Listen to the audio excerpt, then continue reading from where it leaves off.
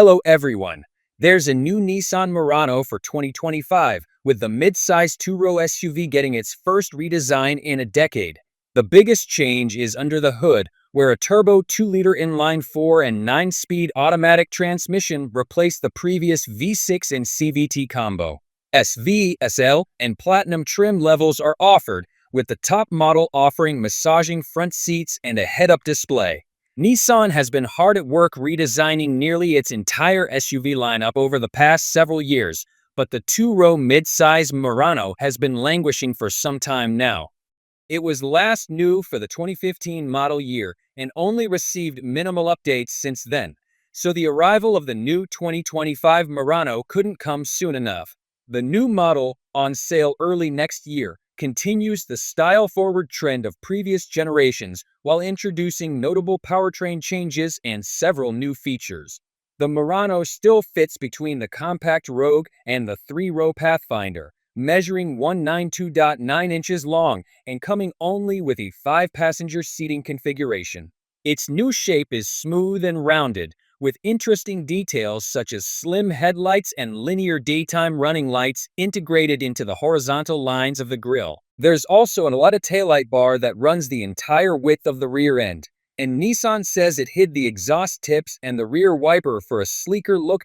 Every Murano in the U.S, except for the short-lived Murano Hybrid, has been powered by Nissan's 3.5-liter V6 and a CVT, but the new generation breaks with tradition in multiple ways.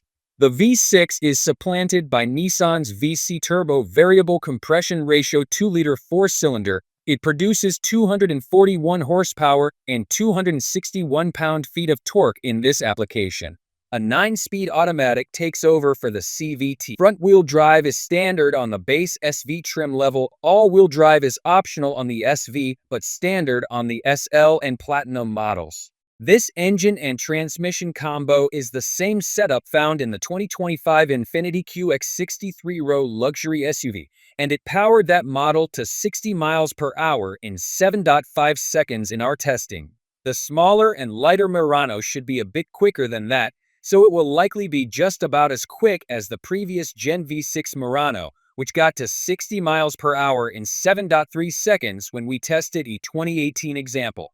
The new engine doesn't deliver a fuel economy benefit, as Nissan says it is rated for 23 miles per gallon, combined for both FWD and AWD configurations. That's the same as the old Murano's EPA combined rating. There's no hybrid option to speak of, whereas Toyota's entry in this segment, the Crown Signia, comes only as a hybrid and is rated at 38 miles per gallon combined. Standard features on the SV include a power liftgate, power-adjustable heated front seats, leatherette upholstery, lots of driver assistance features, a digital gauge cluster, and a 2.3-inch infotainment touchscreen with wireless Apple CarPlay and Android Auto. The SL adds equipment such as a panoramic sunroof, Google built-in apps, a 360-degree camera view, and a Bose audio system. The top Platinum verges on luxury territory with semi-aniline leather, a head-up display, massaging front seats, and heated rear seats. Nissan hasn't yet announced pricing, but we think the 2025 Murano will start a bit higher than the outgoing model, which is $40,130 for the front-wheel drive SV and up to $49,840 for the all-wheel drive Platinum. Friends, I would like to hear your opinion about new 2025 Nissan Murano, and I'll be waiting for it in the comments. Don't forget to like and subscribe to the channel not to miss the latest news from the world of automobiles. See you soon. Goodbye, everyone.